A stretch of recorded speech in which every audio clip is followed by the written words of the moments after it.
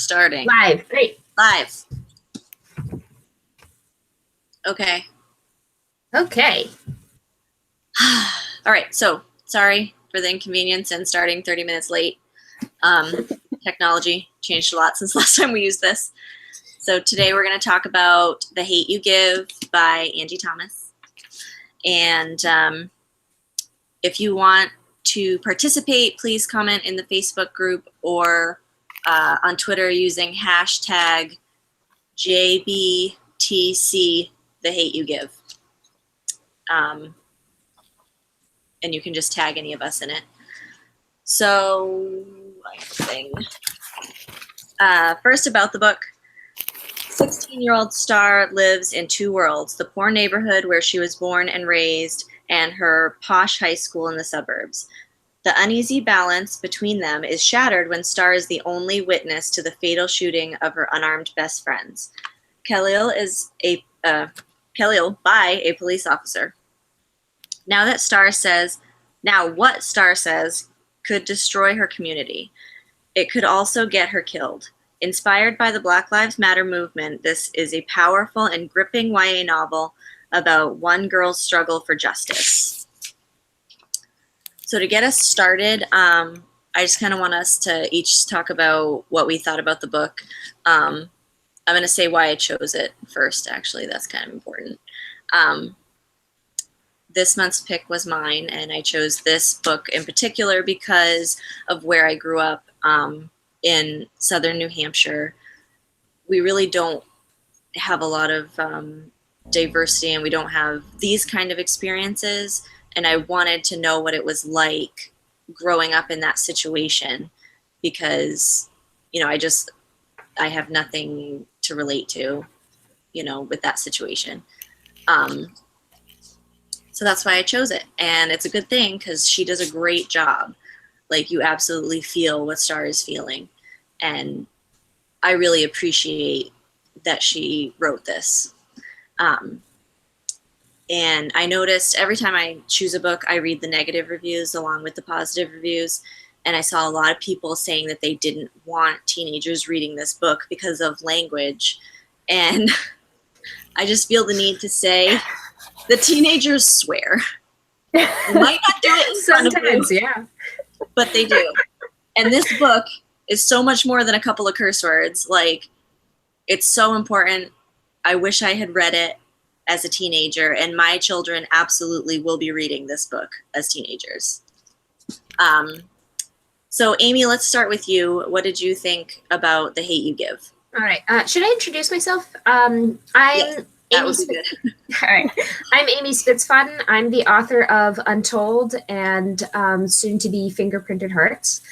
And I loved this book. I loved The Hate You Give. I went into it with some trepidation just because the psychological state I'm in right now, I didn't know if I had a lot of bandwidth for sort of this, extra just real heaviness, of which I've always felt, or at least recently felt, that I've been very aware. But what I really liked about it and what really grabbed me was it wasn't this like maudlin diatribe of, which it would have every right to be, but it was a life story of just kind of, this is her life and this is what happens. And it's not this like extreme, crazy, dramatized, expression of the horrible things that are going on in the world. It's a real showing that these are just real human lives. Kids have to deal with this, and it's real and it's out there, but it's also, so much more than just, the danger, the unfairness. It's like Star witnesses, this horrible tragedy, and she, has to deal with all of this her whole life. And, even besides this tragedy, just like what she's had to grow up with and just, this whole world. But even in that, she has her dad, she has her brother, she has her mom, her family, she goes to school, and it's sort of like in the news, everything is like so sensationalized. It's hard to remember that there are humans behind this. And even though like, it's horrible and it hurts your heart to hear these things, it was actually pretty amazing for me to just see, even though this is obviously fictional account, like just see the lives and see the like real everyday, eating breakfast cereal, owning a dog that gets affected by this kind of thing. So yes. So Sarah, you want to? Yeah, sure. I'm Sarah, also V.S. Holmes, author of Reforged and the Nell Bentley books. And I also really love this book. I didn't have maybe as much apprehension about going into it as Amy did, but I definitely was a little nervous because I really wanted to like it, and I hoped that I would. I thought it was really interesting to see, similar to what Amy said, the day-to-day lives. I've seen the hashtags that Star talks about, on my Twitter feed, and I try to follow people who are going to give me a different point of view from my own, so I can learn. But seeing it from within her head and seeing it from within the character's perspective was really a different take, and just really brought a lot of the things that I've seen from the outskirts home, which I thought was really valuable. I definitely learned a lot, but also I feel like gained a lot of additional empathy. I might have thought I had, but now it's different. It's more three-dimensional than it was before. I really felt that too. Yeah. Because already you have like, the hurt in your heart, and you have the understanding that it's, not okay, and kind of like the helplessness, and, but yeah, once it sort of is inside the head of somebody who went through it, I agree. Additional empathy is a really good way to put it. Yeah. Okay, so a couple of things I just want to add on to what Amy said about family. A lot of people, like, I want to talk about the situation with Seven and Star and their parents, because I feel that that's something that was kind of snuck into this book that people might not have noticed, and it's so important that, when a kid is born out of a bad situation, the way that Seven was, but he is totally accepted, not only by his father and his half-sisters, but by Star's mother. And a lot of mothers, unfortunately, choose to hate the child along with the deed itself. She could have harped on the fact that I don't, from what I can understand, they weren't married at the time. But the person she was with slept with this other individual and created a child. And rather than doing that, she totally embraces Seven and loves him like her own. And I think that that's something that it needs to be, noticed and recognized, because that's how it should be. Another thing that kind of slipped under the radar was the issue of consent. I don't know if either of you guys noticed that, but with Chris. With Chris, yeah. Oh yeah, for sure. And I liked how it was handled, because as a 16-year-old, she didn't feel like she could really confide in anyone about what happened. She finally talks to her friends, and they all kind of gang up on Chris or whatever. But when she and Chris actually talk about it, I feel like she gets her point across, and he understands. And that's something that we need to, make sure that we teach our children going forward. What consent is, how you get it. Can it be revoked? Yes, it can at any time. And how not to act. Yeah. Chris did. I know. And it was almost such an innocent thing that Chris did. And so I really appreciated that it was kind of like, you can see how he just kind of like in that moment is like, so do you actually, And, he didn't, it was the kind of thing that you could so easily justify as not that big a deal. And I really like that the book didn't go that route of like, oh, like Star has been really stressed lately and it's her own issues and blah, blah, blah. It went right to like, even though it was this small thing, not even small per se, but could be shown as the small thing, could be like diminished. They instead took the route of, no, I'm sorry, that's not okay. I won't ever do that again. You're right, and I'm respecting you. Yeah, definitely. And I think he redeems himself later when she's clearly too emotional to make that decision and tries to. And he's like, you know what, not like this. Mm-hmm. So, go. Yeah, I was really impressed by that. When he multiple times, because at first when he's introduced, it's like, am I supposed to like this guy? Because the way, she says they're fighting and she's not answering his texts, and usually, like, especially for a teenager, that's a big deal. Yes. The way they played that out later on in the book was really well done, because it showed like, oh well, like, okay, so he's not just this asshole, like he's actually a multi-dimensional character too. Yeah. And yeah, it definitely could have gone a different route there. And with her family dynamics too, I feel like there were so many wholesome, like, beautiful relationships, and this sense of like community that was really, really well done. And yeah, I sort of didn't expect that in some ways. So. Yeah, and another thing I really liked about Chris's character is that, like, he kind of keeps messing up almost until the very end, but then he keeps redeeming himself, and it shows that, like, you don't have to be perfect right off the bat. It's not like, oh, you make one mistake and then you're a bad person, or you can't be an ally, or, it's like he keeps trying. He says, okay, that was wrong, but I still want to be in here.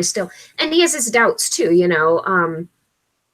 at the end when, all of the crazy's happening, he's at first like, no, I don't want to do this. And he goes, okay, I actually am going to join this.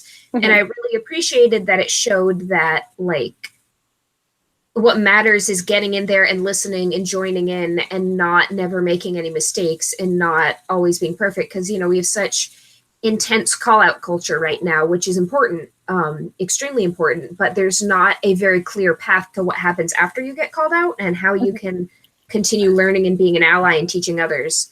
Right. And so I really appreciated that Chris continually made mistakes and continually readjusted. Mm-hmm.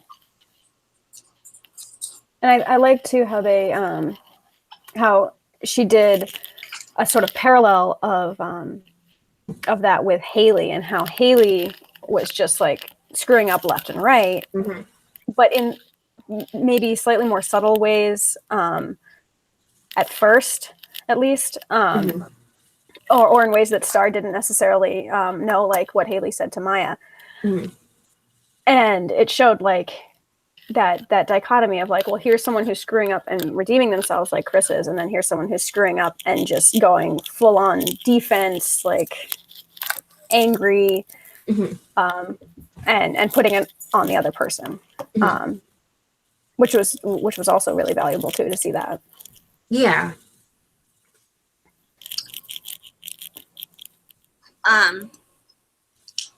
Do we have any? Marissa's writing something down. No. Sorry, I was highlighting the questions we were going to talk about. No questions on Twitter, at least. I haven't gotten any on Facebook either. Okay. So we kind of anticipated this. So we have we printed out some questions online or offline. So to kind of get back to the hate you give part of the story, mm-hmm. as Star and Khalil listen to Tupac, Khalil explains what Tupac said thug life meant. This was really cool and kind of made me want to look up Tupac because obviously I've heard his stuff before, but like my sister was really into it when I was little. But which sister? Yeah. I want to know. Okay. When I was little, the only one that's older than me is here. So for those of you who don't know, it's the hate you give little infants, F's, everyone, which is mind-blowing. because that's exactly where we are in so many things right now as a country. And it really blew my mind, because not just the hate you give about race or sexuality or gender, but it goes so much deeper than that. It's literally everything. You know, if you're teaching your children to hate, you're making the world miserable for everybody. And I really connected to that, especially with, you know, our country and all the racism that we're dealing with and the sexism. You just at people like, stop giving hate, just cut it out. Yeah. Stop being assholes. But something that, I mean, there are the standard ones, you know, racism and stuff like that. But this book made me realize that when I heard about someone getting shot by a police officer, if they said, you know, oh, they were a drug dealer, it was kind of like, oh, okay. And it's not. They're still a person. You know, you kind of forget that just because someone was desperate enough to sell drugs doesn't mean that they're not a human being, you know. And obviously there's people like the character King, who is a genuinely bad person. Right. But unless an individual is trying to shoot an officer With a real gun, there's no reason, you know. Oh, sorry. Anger.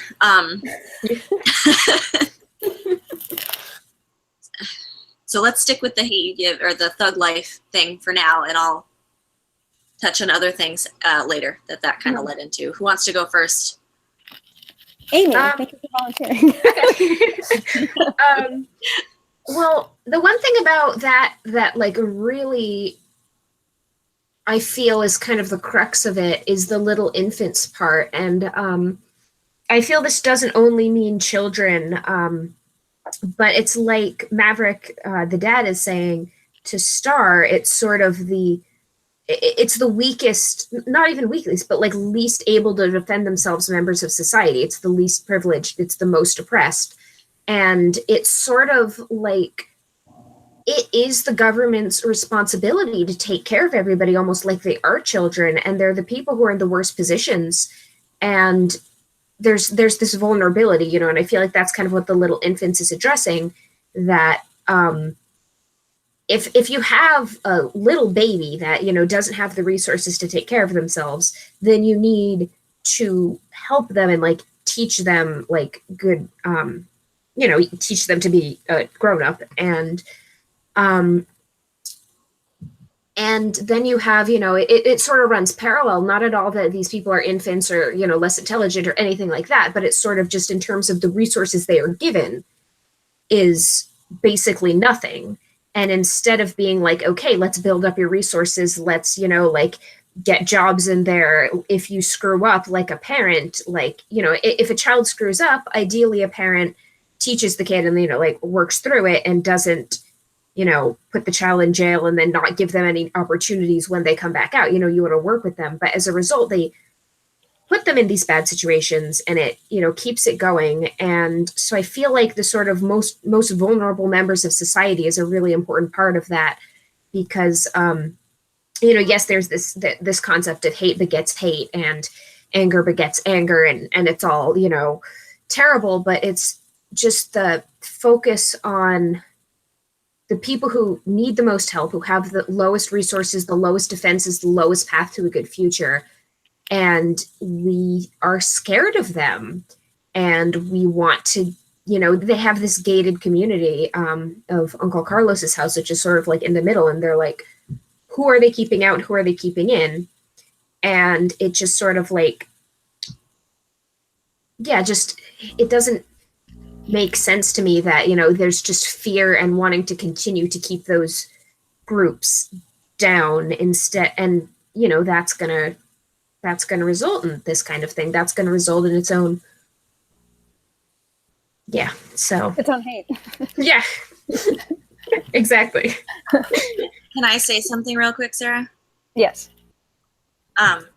Sorry, I didn't, but just to kind of elaborate on that, I wanted to say that Maverick's dedication to the community and to lifting the community up was really amazing to me, because I was kind of more with his wife's side, where it's like, no, our daughter has seen this, now it's time to leave. Because just thinking about my children, I have to say, if my children saw one of their friends gunned down at age 11 from a drive-by, that would be it for me. I'd be out. But Maverick is really dedicated to the community, and I really respect that.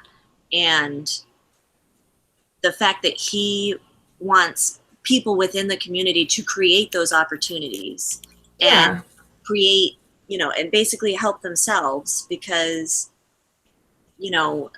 regardless of what the government is supposed to or not supposed to do, what they're doing isn't working. Yeah. So, what do you do if you're in that position? And I love that they decided to rebuild the store after it burned down. And there's maybe they're not living there anymore because it's not safe because of King. Oh, and that was the other thing. Sorry. People like King are trying to keep them down, because they need people who are desperate enough to sell drugs and desperate enough to take drugs. That's his business. That's how he makes his money. And he likes being a bully.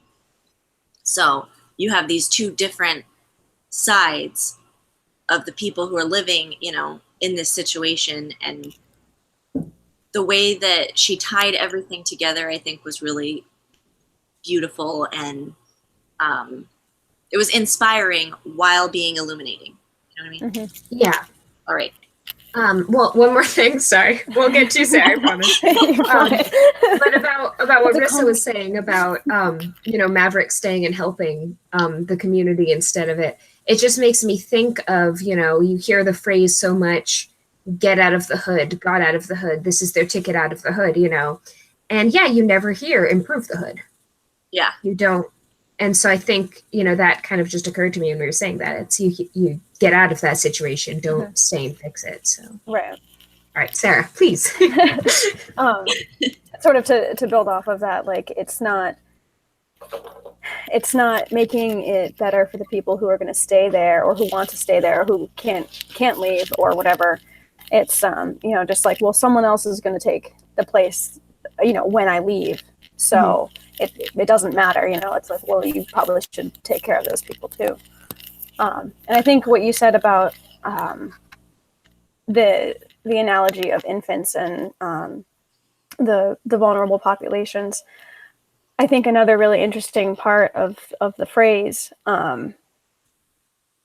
has to do with you're hating something like an infant that literally has done nothing to, okay, so an infant cries, but they've done nothing to actually deserve something as strong as hate.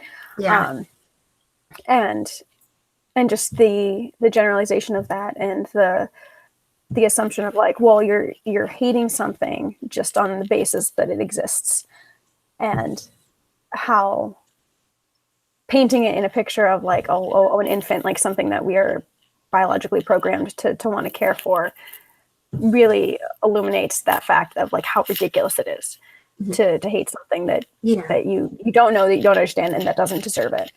So definitely that. What's our next question, Marissa? Scribbling over there. Gotta take notes. Chapter 2 begins with Star flashing back to talks her parents had with her when she was young. One about sex, the usual birds and the bees. The second was about the precautions to take when encountering a police officer. So when I was young and my parents were still together, it wasn't uncommon for my dad to get arrested. So when I, was getting my license and everything, he had a very similar conversation with me about how to behave when you get pulled over. And it kind of struck me exactly how Maverick worded it, which was, you know, make sure your hands are visible, no sudden movements, because for me, the talk consisted of when you get pulled over, have your license and registration ready so they don't have to wait for you, and be polite and do what they say. Mm-hmm. That was it. It wasn't no sudden movements, keep your hands visible, like, and so the contrast was really evident. And I was watching on Netflix comedians riding in cars getting coffee, and it's Jerry Seinfeld, and he gets different comedians. Well, one of the episodes, he picks up Chris Rock, and they end up getting pulled over because Jerry is speeding in this Lamborghini, which, you know, the car is half of the show. And Chris Rock jokes, he says, if you weren't here, I'd be terrified right now, or scared. I'm not sure. I'm putting words in his mouth. But anyway, he says that he would be afraid. And then he proceeds to talk Jerry through the encounter in a way that you can tell he's legitimately nervous. And if someone as big a name as Chris Rock is concerned when getting pulled over, you know we have a problem. Yeah. And obviously it was fine. And, you know, it's entertaining to watch because everything was fine. But it was because I had just read this book, it was like, wow. Yeah. What are we doing? So, did you guys have talks like that with your parents? Sarah, you can go first this time. So I'm going to run and get my power cord because I'm at 10% battery, but go ahead, Sarah. I'll be back in a second. Not really. Mostly my talks involving getting pulled over were like, well, don't speed and you won't get pulled over kind of thing. This coming from my dad who like raced cars. And so there was that, but I got talks as far as like if you get pulled over and it's an unmarked car, you know, don't pull over in a well-lit area, put your blinkers on so that they, or your flashers on so that they know that you've that you can see that they're trying to pull you over, what phone numbers to call to make sure it's like a real police officer. So it's all focused around you know, don't get kidnapped, don't get sexually assaulted, but nothing really having to do with, you know, a real cop. So that was really the extent of those talks, and that really only started, you know, not at the age that Star got the talk, but more when I was like 17 and starting to drive longer distances, and you know, going to school in a different country and things like that. So that was really the only conversation. I did just the riding in cars with comedians or whatever. I saw a video, I think it was 2 years ago, that came out, which was like, oh, look at how nice these cops are. They were pulling people over and then giving them ice cream. And like, okay, sure, lots of people like ice cream. But just the lack of awareness that it would take to do that and put people through such a stressful situation. And like just being like, even when, you know, I've gotten pulled over in the past like year or so, it's really scary. And you know, I'm a white woman, so clearly it's not nearly as scary for me as it is for other people. And the fact that they think that it's okay to put someone through that, just the trauma of getting pulled over, even when you haven't done anything wrong, and they're like, oh, here's an ice cream cone, it makes it better. Like, it was just infuriating and really showed how little people pay attention to what their actions can do, even when they're trying to be nice, or when they're, in that case, trying to be, you know, paint themselves in a better light, I guess. But yeah, it was definitely a strange thing to see. Is your computer back online, Amy? Yeah, I'm good. I don't know if I ever really got to talk about kind of how to handle cops until, you know, the police brutality kind of like really came to light, at least in my world. It's definitely been more of an issue past my world, but over the past decade or so. But I've had some interesting experiences where every time my husband and I drove through Illinois, we would always get pulled over. And it was always the same stretch. And we think it was because, we have kind of an older car and it's an out-of-state license plate. And one of the times he was driving, and for those watching, my husband is half Filipino. He passes for white, but he does look a little bit darker and kind of racially ambiguous. And I noticed that he got pulled over for going 6 miles an hour over the speed limit. And we had a lot of stuff in the car. I think we might have been moving at that point. I don't know, we had a lot of stuff in the car. And the cop came over and, he said, "Oh, you're going 6 miles an hour over the speed limit." And we're like, "That's obviously not why you pulled us over." And he asked for, license, registration, and proof of insurance. And New Hampshire, I think, is the only state still that doesn't need proof of insurance. And we were in Illinois. And he said to my husband, "Okay, get out of the car and go back to my car and we'll talk about the fact that you don't have insurance." And so my husband did that, and the cop didn't go and talk to him. He stayed at the car and talked to me. And he just asked, where are you coming from? And we said, "Fairfield, Iowa." And he said, "That's a weird place." And I said, "Well, it's where I go to school." And I was wearing like a shirt with a cupcake on it. And so the fact that he had separated us and then talked to me made me wonder if either he thought I was getting kidnapped or if he thought I was the weak link. And it was just really interesting because it so obviously was not pulling someone over for going 6 miles an hour and then 6 miles over the speed limit and then talking about insurance. And then the next time that happened, I was driving. It was me and my sister and my brother-in-law and my husband, and the boys were in the back and my sister and I were in front. And we got pulled over for having too much stuff on the dashboard because there was a GPS and then something that my husband likes that talks about the engine. I don't know what it is. But we got pulled over for, having too much stuff in the dashboard. It was me and my sister in the front seat. Immediately, the cop said, "Hey, I'm not looking to give out any tickets. You just have too much stuff on the dashboard."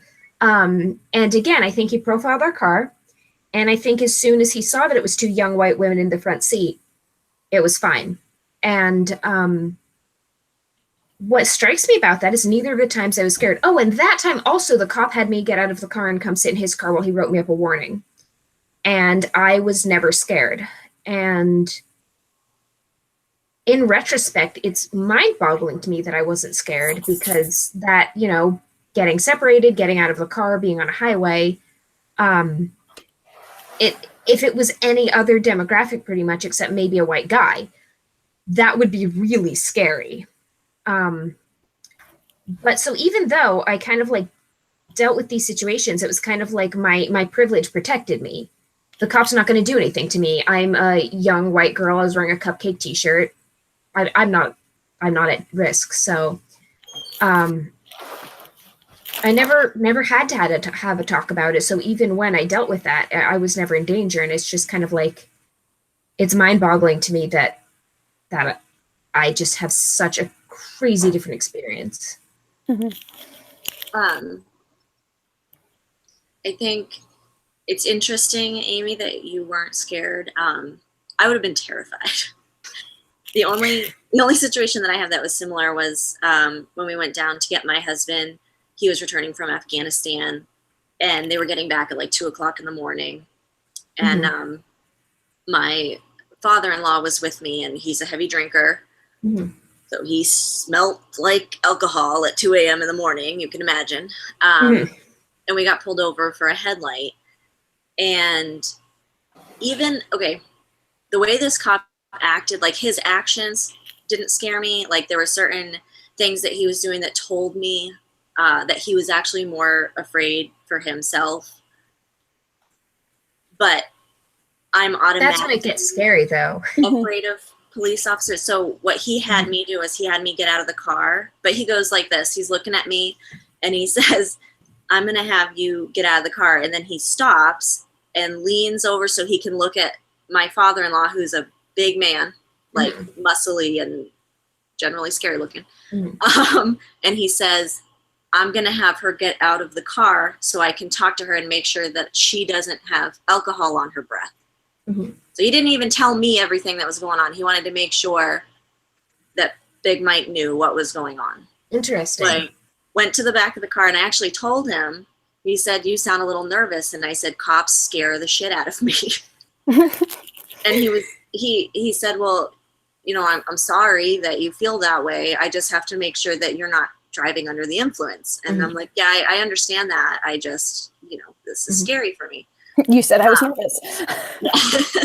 So, you know, he let me get back in the car and gave us, you know, just told us to fix the light. He didn't write anything up or anything.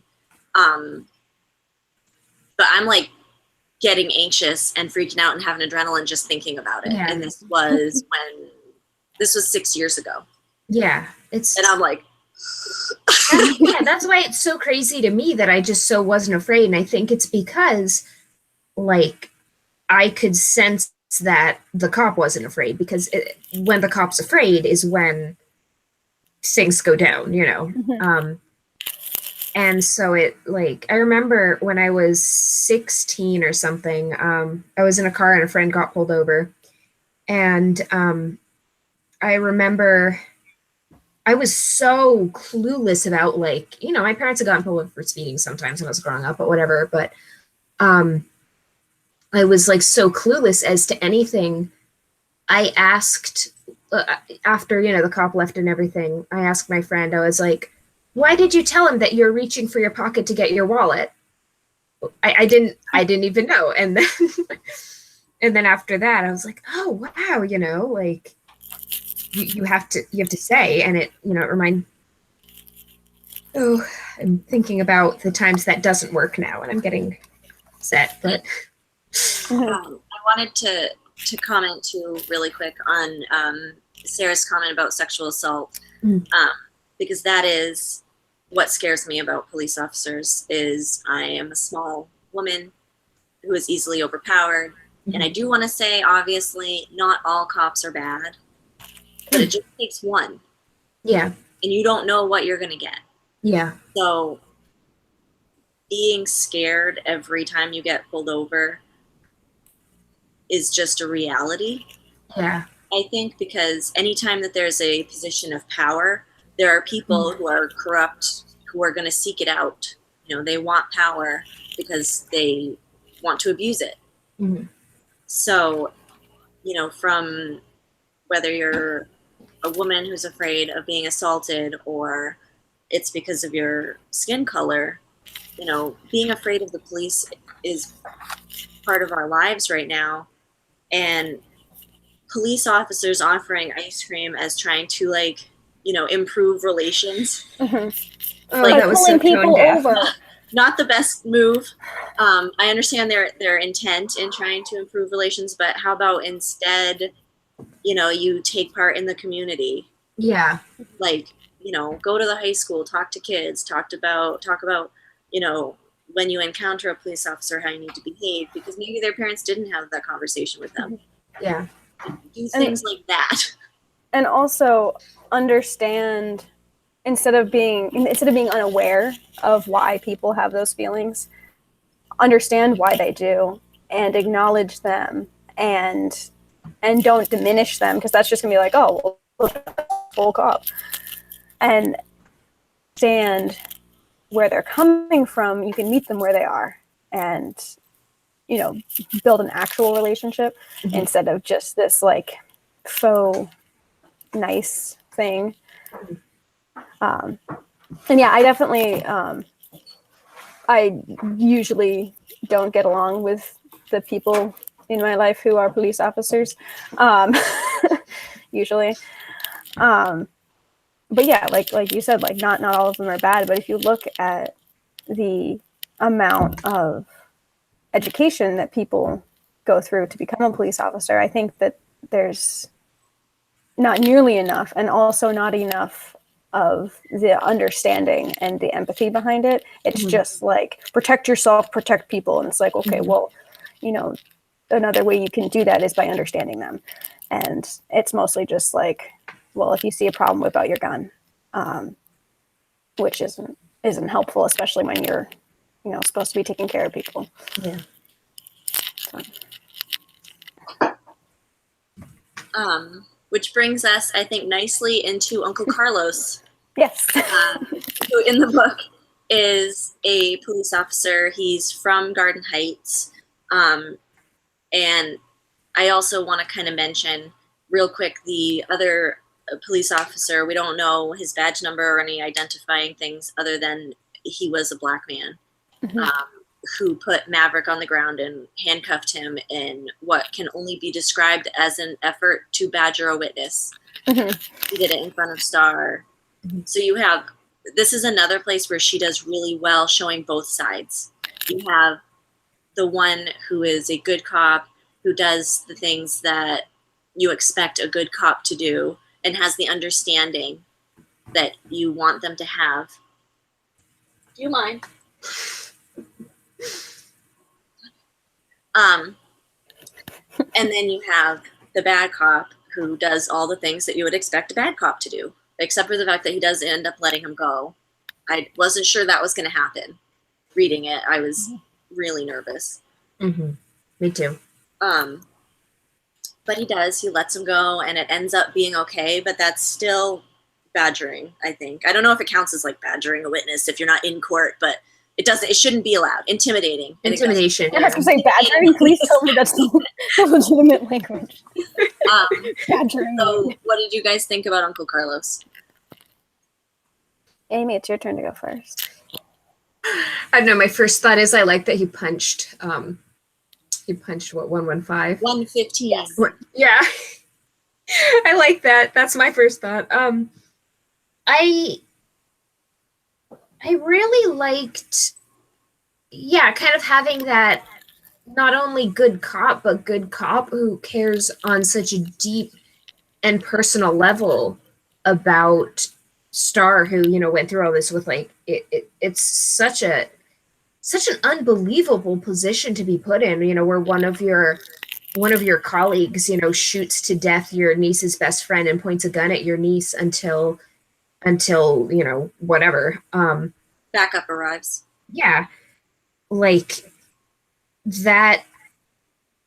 But he never loses his cool pretty much for the entire book. He kind of yells at Maverick toward the end, but just all in all, but he doesn't seem closed off either. And so I think just kind of the fact that he stays kind of so middle ground. I mean, he does lose his cool because he punches 115, but that's off screen.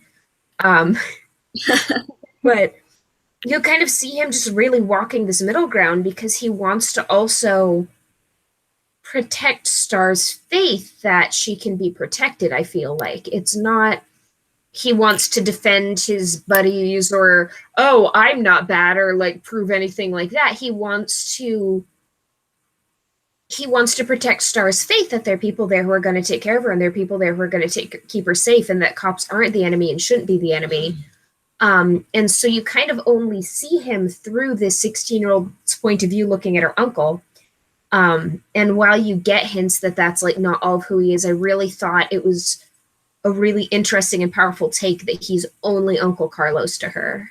Mm-hmm. So yeah, he was one of my favorite characters for that reason. I really enjoyed Uncle Carlos, and I thought he was a great way to show how there are different ways to get things done, and you see one way with rioting and protesting, which is super effective, and then also this other way of sometimes you need to be part of the system, in the system, and work within the system to get other things done. And obviously when the system is broken, like it actually is, that doesn't work as well. But there are, there's definitely value in knowing how the system works from the inside and understanding why certain things are going to happen, why certain things aren't. And I think Uncle Carlos was a really good way of showing that, and also showing how the system can have empathy. And putting a face to that, as opposed to just this who didn't even have a name for a lot of the book, 115. The duality of that. Mm-hmm.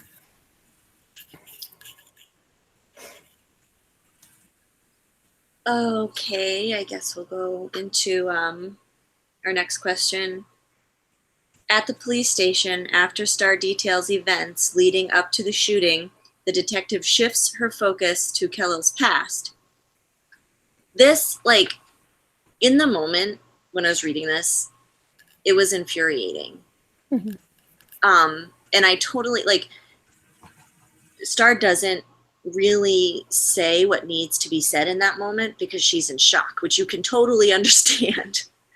You know, when you're there about, this was a murder, you know, and so I've studied the justice system for a while. I wanted to be part of it for a while. And looking at this is just a perfect example of why the justice system isn't broken. It was never good enough to begin with. Mm-hmm. So people who know this cop, who work with him every day, should not be the people in charge of investigating whether or not this was a murder. Mm-hmm. It should be someone, a completely different agency. This is like all they do is investigate police officers in cases where they shoot people.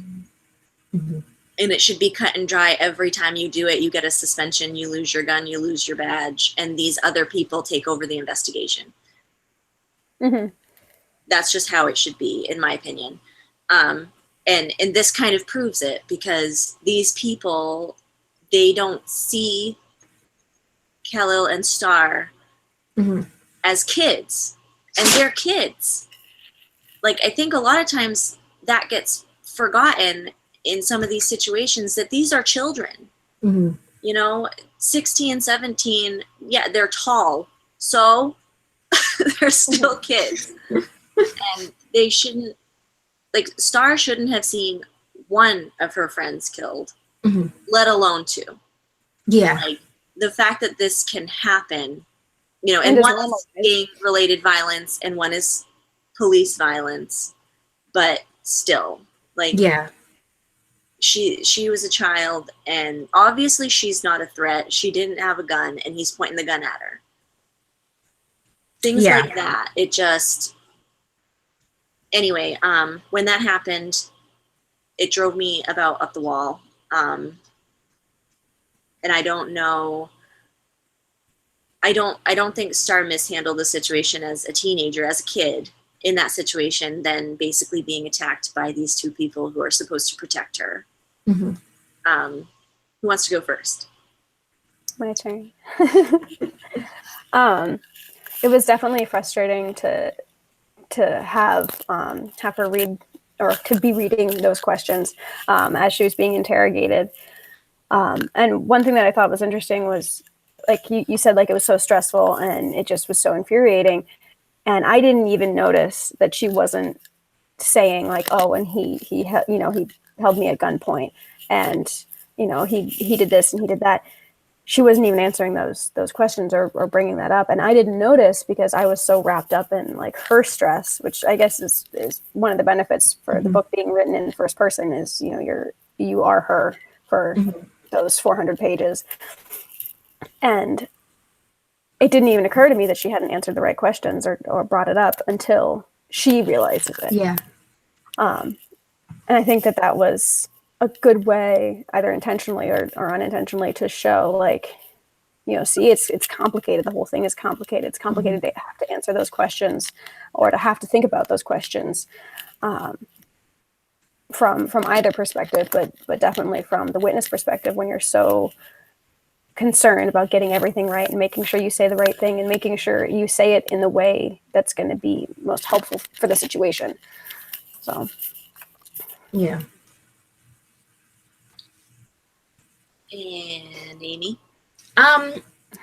For me, I really had two thoughts about it. One was, it reminded me of how in rape cases, were you drunk? What were you wearing? You know, and it's like, because if you don't live life exactly right, it's your fault if something bad happens to you, you know. And it doesn't even matter what right or wrong is so completely arbitrary, like, but if you just like,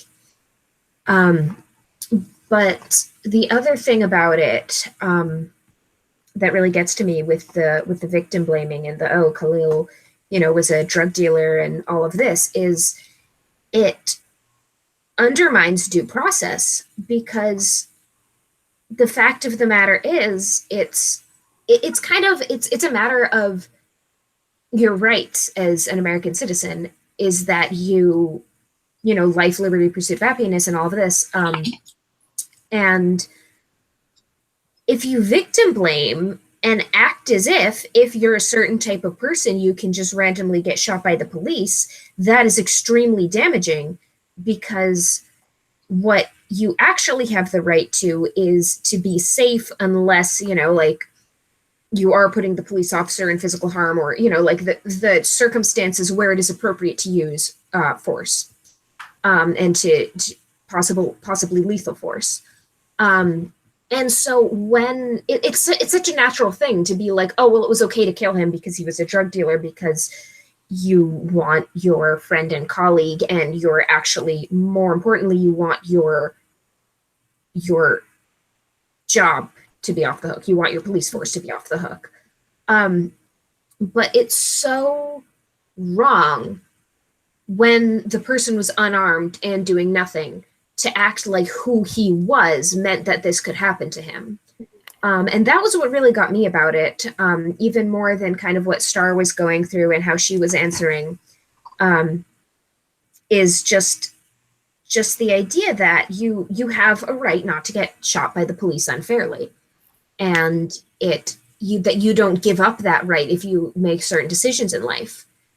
And so that's sort of what got me. And I don't usually rant about rights as American citizens, but it just, you need a baseline of when cops do and don't shoot people, and you can't change that baseline based on who they're dealing with, rather than how that person is acting and what danger they're putting the cops and other people into. So that's kind of my take on that interview. I think too, something you brought up, which was the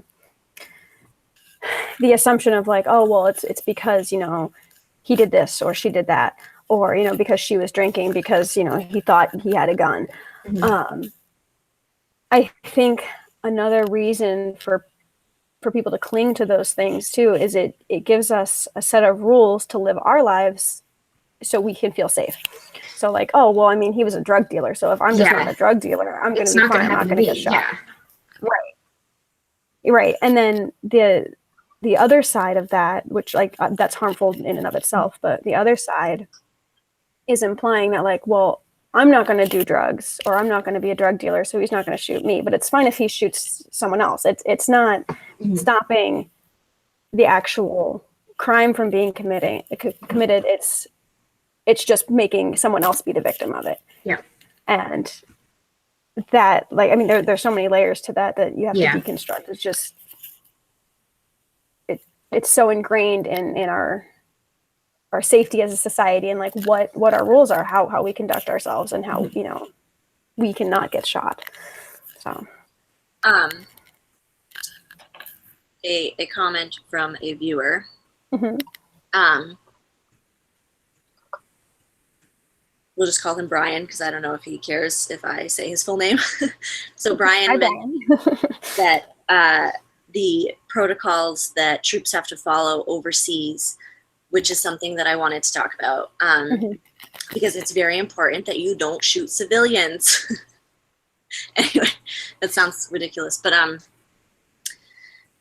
I wanted to mention a case that happened, I think it was last year, where a Marine, he got out of the Marine Corps and he became a police officer, and he didn't shoot someone who actually had a gun in their hand, and he was waving it around. He was trying to do suicide by cop. But because of the training that this Marine had, he didn't shoot him. He knew that the gun wasn't going to go off. He could tell it wasn't condition ready, condition 1, whatever it's called, when it's about to fire. And he was trying to de-escalate the situation. Somebody else on the police force shot the man, and then the Marine was fired. Which drives me up the wall all over again, because that was a situation where, in my opinion, like, obviously you can't ask every officer to do that in that situation. He did have a gun. It wasn't loaded. But it just shows that they can be trained to try to de-escalate a situation as opposed to escalate it. In a lot of the situations that we see, because, you know, everyone's videotaping everything, and even the cop chest cams, a lot of times it seems like the police officers are escalating the situation when it goes bad.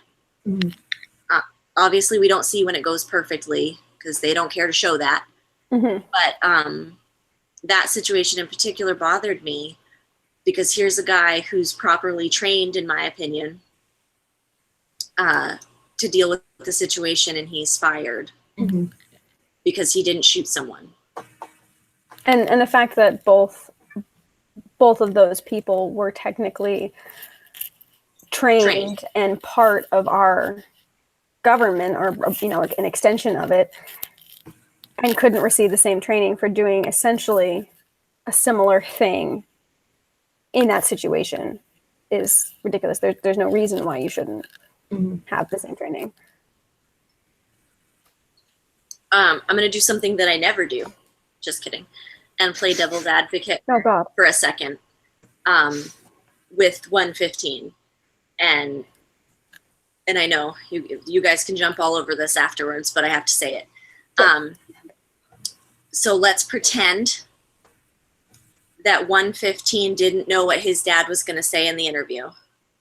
Okay? You'll notice a lot of inconsistencies if you do any kind of research into what policemen have to go through as far as training for these situations. There's a lot of inconsistency, and I think that one of the first steps to fixing this issue is consistency in training and making them do field work, as in the field with an experienced officer dealing with these situations. Because the first time that a gun is pulled on you, that's terrifying. You're going to be scared, you're going to be jittery, and you might make a decision that you wouldn't make if properly trained. And I think that's the way to do it. But let's pretend for a minute that 115 really was afraid for his life and he made a mistake. I think my real problem with 115, aside from how the case was handled by other people, with this cop in particular, was that he felt that fighting for his job was more important than the life that he took. As far as we can tell, if his dad's interview reflected his views. So for myself, because we never get to hear 115's side of the story, I was thinking, or I was trying to imagine what he was going through as someone who just killed a kid. And, you know, do you recuse yourself and step away from the job that you've been trying to do? Or do you try to keep going? I was trying to play devil's advocate, but I can't. I was trying hard. You tried so hard. I do want to say, obviously, there are good cops out there. I just can't do it with this one. I can't. Well, I feel like, I mean, there's a lot that goes into that, and there's a lot, every cop is different, every situation is different, but I think the issue here is you run into intense stress and lack of training. Yes. And intense stress and lack of training is going to result in these situations. It's going to result in fear. It's going to result in fight or flight. It's going to result in trigger happy decisions. And I think you kind of have two parts of it, which is, that cops aren't being trained in de-escalation, and, you need so much more training to become a librarian than you do to become a police officer. Like, just for example, I have a friend who is studying library science, and she, needs to go to grad school for it. And she lost out to a job with someone with like a doctorate in library science at one point like that. And and then in order to become a cop, I don't know how much training exactly you go through, but it's not that much. You can start when you're 18 years old, and without stress management and without, de-escalation training and all of this stuff, you're going to have people stressed out of their mind, scared out of their mind, in dangerous places. Where Star grew up was dangerous. There were shootings, there were bullets, getting scared and killing people. But the other part of that is the institutionalized racism in America that sees Black people as scary and sees Black children as adults. So it's extremely compounded. And so from that, not that you can make a case to defend the individual cop, but it's not only these sort of weird psychopaths that just want to use their gun to kill people. I mean, there are people like that who exist. There are cops like that who exist, but it's all of that in police training. And then also the fear of the Black community and viewing Black people as a threat and viewing children as adults. And I read this thing about how Black children tend to be viewed as older, and people think it's okay to comment on the body of a Black 12-year-old than a white 12-year-old girl, for example. So it's just kind of I guess that's not really me playing devil's advocate, but that's looking at why this happened, not blaming 115 as a terrible person, because writing him off as a terrible person is ignoring the problem. And it's too easy.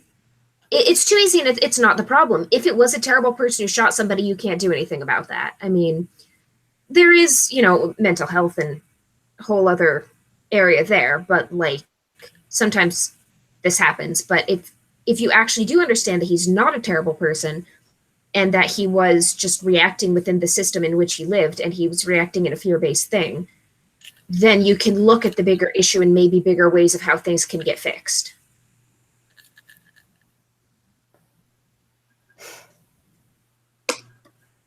Sarah, do you have anything you want to say, or? I also think the part of it, his initial reaction, pulling a gun, shooting, that obviously is a problem. But additionally, his response, though we don't ever actually see his response itself, we see the results of it. He didn't say yeah, you know what, look, I made a mistake, and I'm going to turn in my badge, or I'm going to do this. Mm-hmm. He allowed them to go forward with the investigation and whatnot, but not from the point of view of yeah, I fucked up, guys. From the point of view of no, it was totally justified. And I think that, it's not just making the mistake, it's your response mm-hmm. to making the mistake and what you do afterwards to fix it. Mm-hmm. So. Okay. Yeah. I have to jump in. They look mean now. Sorry, just I know I had to shift things. I was disappearing. But on that respect, he didn't just allow fear to make him shoot an unarmed kid. He also allowed fear of losing his job and mm-hmm. whatever security he felt he needed or got from that job prevent him from doing the right thing after the fact. Right. And I think from something that Amy said, I feel like we need to talk about a little bit more from 115's perspective is that, yes, this was a dangerous area. There were shootings all the time. She talks about gunshots going off, just like that's part of her normal life is gunshots. And not like out here in the sticks where it's like shooting range. You know, these are, you know, drive-bys. And so being a cop in those areas in particular, there really needs to be good training. And like, to be a Marine, you have to go to boot camp for 13 weeks. And different places are different, but some police, you know, they get mostly book work in a classroom. You know, the majority of their training is in a classroom, and you can't prepare someone for actual bullets in a classroom. So I feel like training is really important. Yeah. Did somebody have something to say? I was going to say, you know, though half the time our classrooms are also getting shut up. So I was trying not to go there. Sorry. Oh, there's so many layers that need to be fixed. Yeah. Yeah, I know. I think that, I guess I didn't really get into 115's response in my answer. I think that, I mean, it's tricky because it's kind of what we were saying, like, not only do you have to justify it to the public and save your job, but you have to justify it to yourself, you know? And like, if I shot a 16-year-old kid, I would like to think I would take responsibility for it. I would like to think, you know, but there would be the impulse to try to make it okay that I had taken the life of a 16-year-old. And so just there's ideal action, you know, there's taking responsibility, stepping up. But then there's also just kind of like, what's going to get you through this? And by thinking like, and it was also probably a traumatic situation for the cop. The cop might be walking away with PTSD.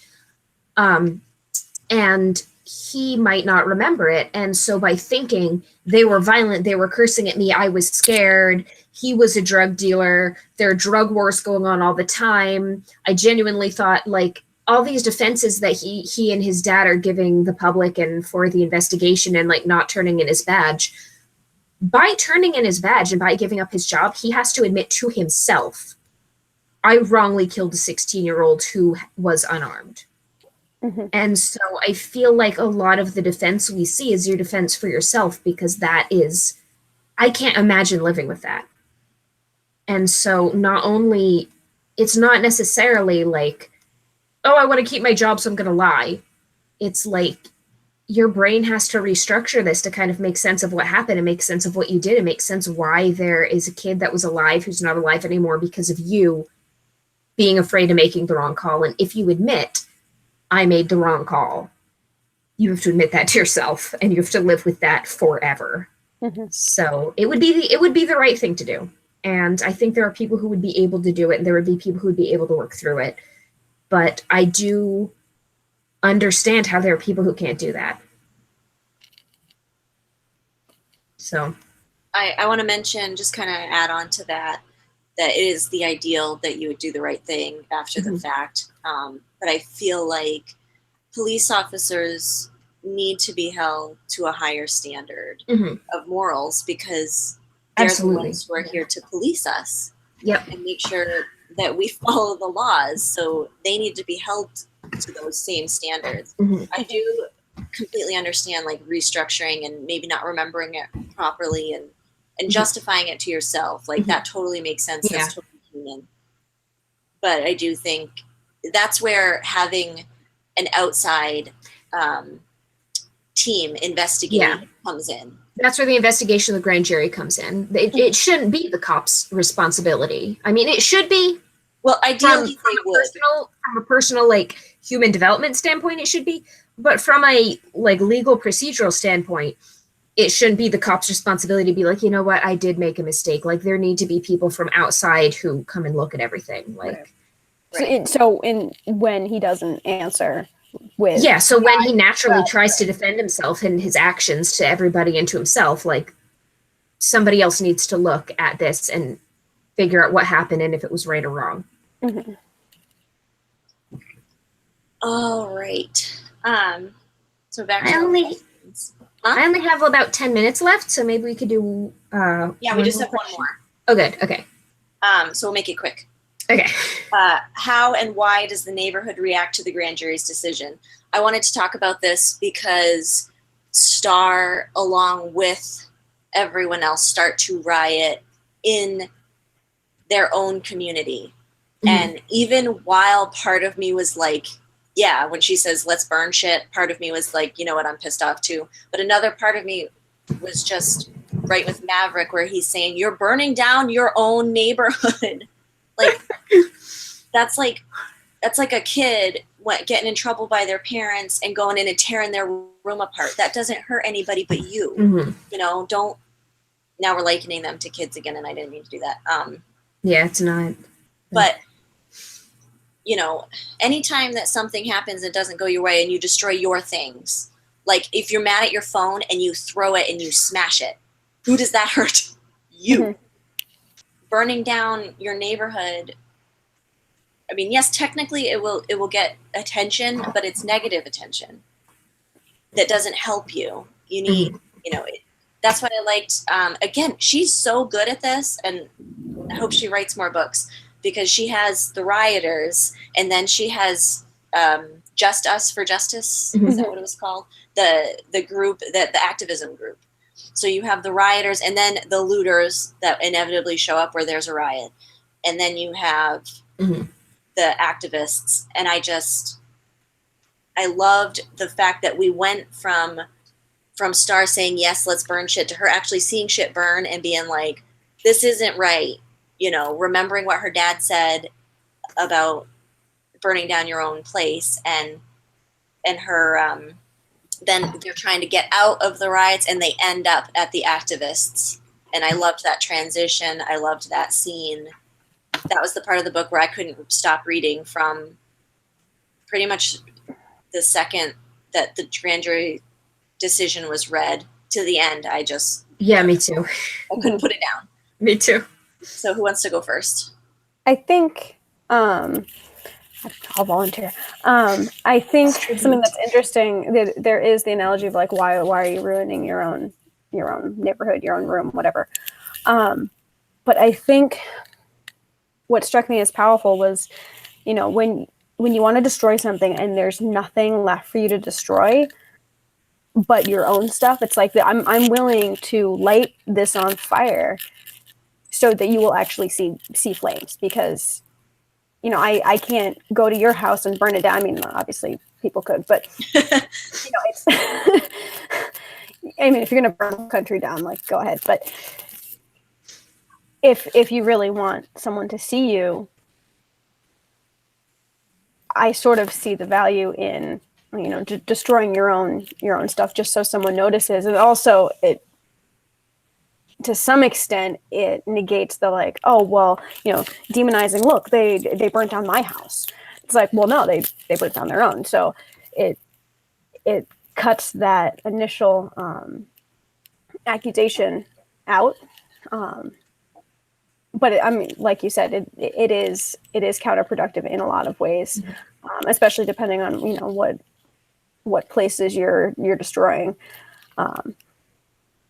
But I do see the point in it too. Sort of the look how desperate we are, look how important it is to us that we're actually going to go this far. Mm-hmm. So. That's a great point. I didn't think of it like that. Amy? My view on it is basically, I don't know what will work. Mm-hmm. I don't know. There's a lot of, oh, this won't work, that won't work, but I don't know what will. And I really felt that with Star when there was the grand jury decision. And it's kind of like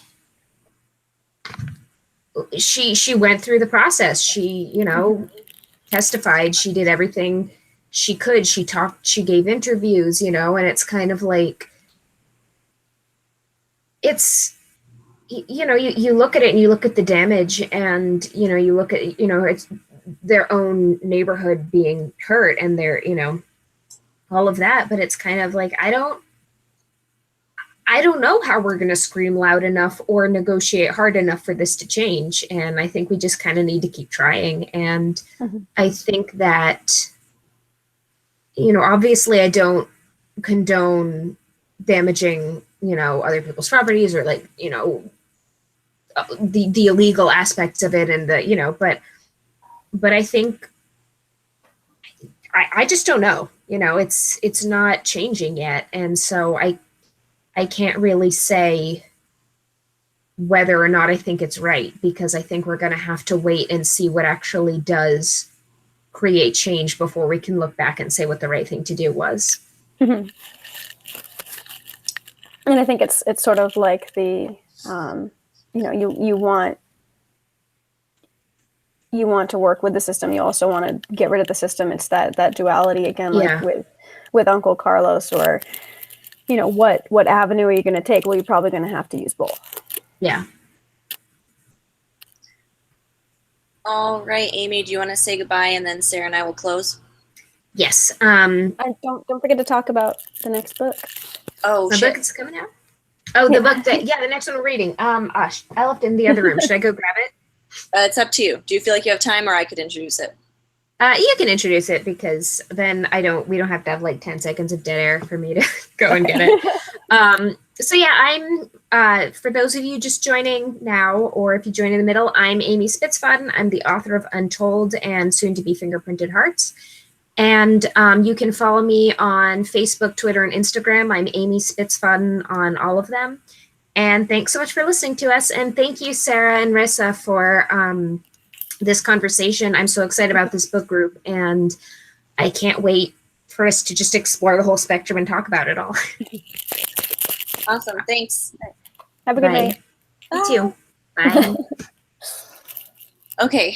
So I wanted to just really quick before we close up the conversation talk about King once more, because of the last scene in the book where spoiler, King goes on the market with the kids inside, mind you, during the riot. Because I liked that you said, basically look how desperate we are. This needs to be paid attention to, this can't go on. And I really didn't look at it that way. I just looked at it from Maverick's perspective, really, where this is our home. We don't want to burn this, we want to make it better. And meanwhile, you have King, who is, in many ways, the antagonist of the story, along with 115, almost more so, because he's constantly trying to shut her up and trying to shut people up about what's happening. And I think that's important. Did you have anything to add? Well, I think what was interesting was that, like, he, obviously he's trying to burn down the store under the cover of the riots, I assume. Yes. Well, that was my take. Yeah. And I think it's interesting that he, not so much that he's, willing to burn down a building with children in it, one of whom he knows really well. But I think it was a good way to show how, like, there's, the destructive burning of this store, and then there's the more constructive burning of the riots, and more of that, like, there's a way to have your voice heard up, and, like, you can use the same action to do both things, and it just depends on how you do it. That really depends on how it's taken. So yes. So I actually don't have the Hypnotist love story in front of me either, in the other room. So talk about something for a second. Me talk about something for a second? Oh, great. Well, you can, like, close up, talk about who you are, where they can follow you. I will. Talk about who I am, because I never introduced myself. So for those of you just tuning in, like Amy said, we're judging by the cover. We're right now a 3-person book group, though we're looking for more people. And we're going to choose a different book each month. This month was Marissa's pick, The Hate You Give. And next month we're doing Amy's pick, But we're all authors. Marissa writes under Cameron J. Quinn. She does paranormal stuff, urban fantasy, whatnot. And I do sci-fi and fantasy, and I write under V.S. Holmes. And you can follow both of us under those names on all social media. So. And now you can introduce the book. Okay, so next month's pick is The Hypnotist Love Story by Liane Moriarty. And it's fitting because it's a love story for February. I'm about almost halfway through with it. If you want to participate in our conversation next month, please grab a copy, read it. This is not my kind of story, so I personally am having a little bit of a hard time flying through it. But Amy loved it, so. But Amy loved it. So if you're into women's fiction, is that the? Mm-hmm. Women's fiction, romance, sweet romance. Is it? I don't know if I would qualify this as a sweet romance. Not yet. But as I said, I'm not even quite halfway through with it yet. But okay. So anyway, you can participate in the conversation, whether you read the book or not. Really, there is a stalker element to it. So if you want to hear our take on that, definitely tune in. And also trigger warning for that. Yeah, and trigger warning. As of right now, halfway through the book, I would qualify it as mild stalking. It's still stalking, but mild. You want to know what's sad? What? Of the characters in this book, I relate to the stalker. Okay, then. So no, wait till you read it. Okay. That's something that we'll bring up in our discussion. So, yeah. Okay. Just follow us on Twitter, and we have a Facebook group. It's currently called Amphibian Press Book Club.